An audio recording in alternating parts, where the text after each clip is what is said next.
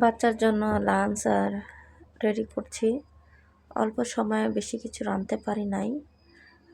রান্না করা হয়েছে আজকে একদম সিম্পল একটা ডিশ, শাপলা দিয়ে চিংড়ি মাছ ভাজি, আর করা হয়েছে ডিম ভুনা। যত কম সময়ে রান্নাটা করা যায়। রান্নাটা অ্যাকচুয়ালি আমার মেয়ের জন্য লাঞ্চটা তৈরি করছি। তো দেখতেই পাচ্ছেন, আর যারা যারা ভিডিও দেখেন তাদের অনেক ধন্যবাদ। লাইক কমেন্ট, যারা নতুন সাবস্ক্রাইব করবেন। আজকে ভিডিওটা একদম ছোট, একদম অল্প স্বল্প ভিডিও, একদম অল্প ভিডিওর মধ্যেই সব বলে দেব।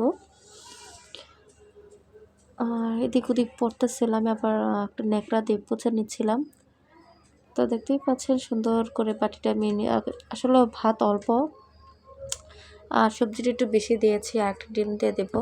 আর বাটি একটু বড় দিছি, কারণ চামিচ দিয়ে একটু নেড়ে চেড়ে জানি খাইতে পারে আরামসে। তো সবাই ভালো থাকবেন, ভিডিও দেখবেন। আল্লাহ হাফেজ।